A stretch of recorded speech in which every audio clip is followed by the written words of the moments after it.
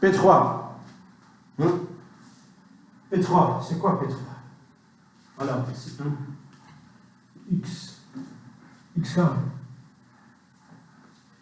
P3, c'est 1 fois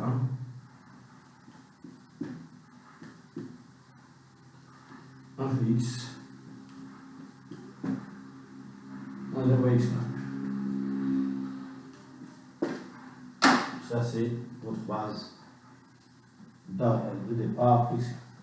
J'ai essayé d'exprimer tous les vecteurs P1, P2, P3 de la nouvelle base en fonction des vecteurs de l'ancienne base, ou bien la base de départ B. Comment extraire la matrice de passage? C'est la chose la plus facile. Je prends les composantes qui sont là, de P1, je vais le mettre en vertical. Première colonne, le composant de vecteur P2 en deuxième colonne, le composant de la base P3 en troisième colonne. Là, je vais avoir quoi? Je vais écrire ça avec mon stylo, écrire le passage. Moins 1, 1, 1, 1, moins 1, 1, 1, 1, moins 1. Donc, tout le monde est capable de déterminer la matrice de passage de la famille B à la famille C, de la base B à la base C. Donc, c'est ça la matrice de passage. De B à C est égal. Moins 1, 1, 1.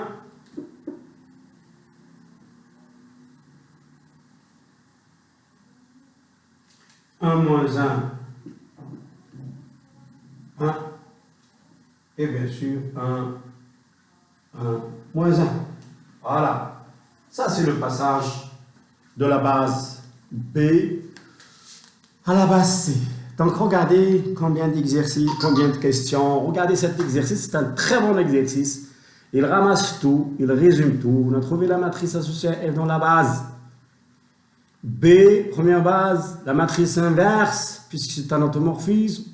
On a trouvé la matrice associée à F dans la nouvelle base C. Et puisque c'est un automorphisme aussi, la matrice inverse. Donc, il y a 4 matrices qu'on a trouvées. Et puis, on a trouvé la 5e matrice, la matrice de passage de B à C. Hein? Alors, la 6e question. Alors, vous allez faire la représentation que j'ai donnée hier dans le cours, la représentation, le schéma. Le schéma. Hein, le schéma. Le schéma qu'on avait donné hier. Vous allez donner le schéma. Le schéma que j'ai donné hier. Alors, je vais schématiser le schéma et vous allez le vérifier. Vérifier le schéma. Le schéma, c'est celui-là. C'est très facile. Alors, regardez. J'ai une base B. Hein? J'ai une base B.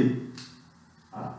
Donc, ici, l'application linéaire de la matrice F, je l'appelle A. Je peux l'appeler A. Comme ça, on va bien noter les choses. Alors, même base, ça veut dire base B. Voilà, vers la base B. J'ai la matrice F. Après, une nouvelle, je change de base. Je change de base. R2. Je me trouve entre ceci. R2 de X. Vers R2 de X. Avec une nouvelle base. C. Avec de nouvelles bases. C. Nouvelle base. C. Alors, la matrice, il va changer. Hein, la matrice, il ne va pas être A. Il ne va plus être la matrice F. C'est la même application linéaire, mais la matrice, il va changer. On va l'appeler A'. Oui, bien Attention, B, changement de base. Je pense, هما سموها B. B. Alors, on va l'appeler B. Alors, B comme ça, avec ça, pour ne pas mélanger. Bien, je vais écrire comme ça. A, comme ça, avec ça. Comme ça, vous n'allez pas mélanger avec la base. Ça, c'est la matrice. Alors, B, c'est la nouvelle matrice associée à F. Dans quoi? Dans la base C. Bravo. Alors, qu'est-ce qu'il dit? Qu'est-ce qu'il dit? Qu'est-ce qu'il dit le théorème que j'ai donné hier, le théorème de changement de base, la représentation matricielle? Il dit que... Il dit quoi? Vous vous rappelez? Hein? Il dit que A, la première matrice, égale à Q moins 1. D'accord? Fois la nouvelle matrice fois P. A, égale à Q moins 1, la matrice de passage ici, moins 1, fois la nouvelle matrice fois la matrice P. Ça, c'est en général. Mais maintenant, on a une particularité. La particularité, c'est quoi? C'est qu'on est dans la même matrice de passage. Ici, vous avez quoi? Vous avez la matrice de passage P, de BSC. Ici, c'est la même matrice de passage de BSC P. Donc, on ne va pas plus parler de Q, mais Q devient, c'est un cas particulier, Q devient P ici. Et vous avez ici P. Alors, c'est quoi le schéma qu'on avait démontré? On a démontré hier le schéma suivant que je vais écrire. On avait démontré que A est égal à P moins 1. Ça, c'est ces choses qu'on a démontrées hier au théorème. P moins 1 fois la nouvelle matrice B.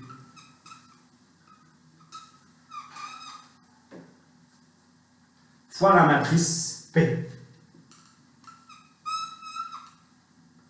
Voilà, ça c'est une très belle équation.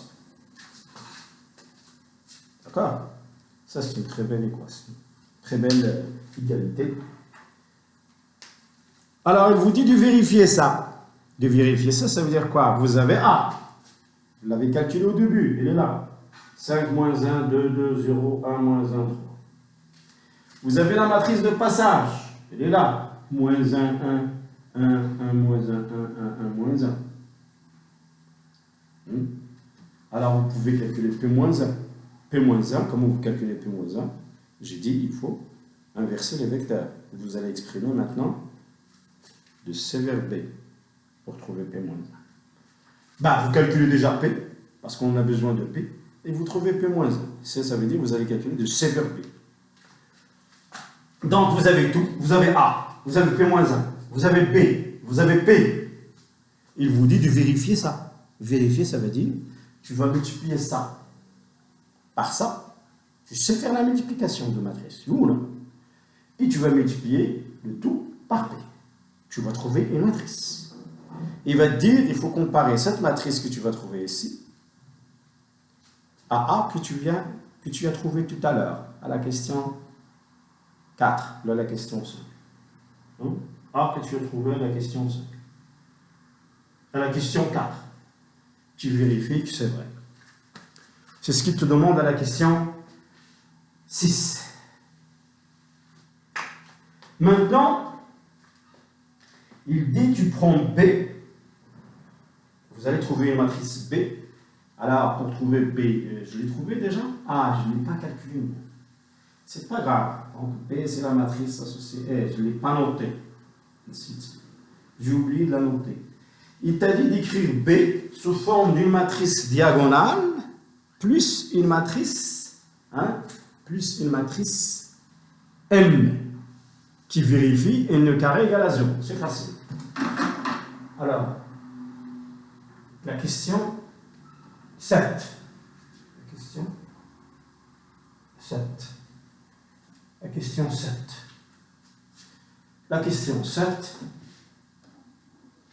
B, hein, B, B, c'est ça, B. B, là, d'accord.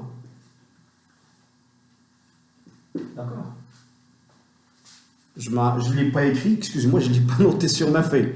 Je l'ai calculé, mais je ne l'ai pas noté sur ma feuille. En tout cas, vous l'avez noté, vous l'avez trouvé. Donc, B, je ne me rappelle pas c'est quoi. Sûrement, c'est quelque chose comme ça. Hein. Je vous laisse dire que bon, ben, je ne sais pas, je ne me rappelle pas, donc, puisque je ne me rappelle pas, donc je vais l'appeler A1, A2, A3, B1, B2, B3, C1, C2, C3.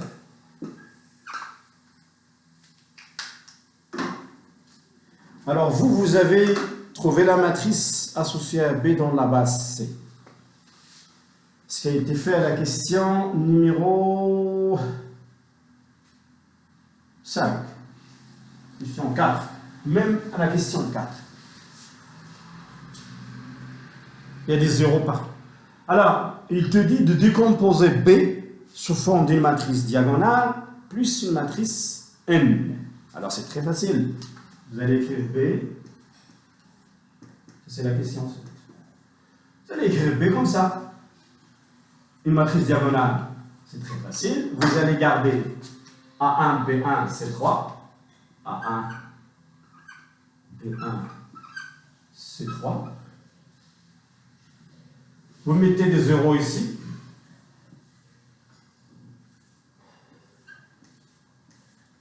Ça, c'est une matrice D plus une matrice N. C'est quoi qui va rester? C'est quoi qui va rester pour B? Il va rester quoi? Si on fait la somme, il va nous rester ici. On va avoir ici 0, 0, 0. Il va me rester A2, non? A3, B3, B1, c'est ça? C2, C1. Voilà. Qu'est-ce que j'ai fait ici? Ça, c'est très très facile.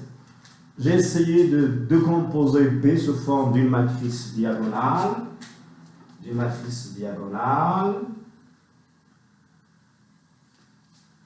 Plus une matrice N. N, je m'en fous de N. De telle façon, si je fais la somme, ça me donne. Alors, il te dit de vérifier que N au carré égale à 0. Ça veut dire que tu vas prendre N, tu vas multiplier par N. Alors, une fois que tu as trouvé N, c'est très facile de vérifier que N au carré égale à 0. Comment tu vas faire? Tu multiplies N fois N. Ça va? Tu multiplies N fois N. Tu multiplies N fois N. C'est bon? Tu multiplies N fois N, tu vas trouver qu'il est égal à 0. Alors, on continue. Pour l'autre, on coupe.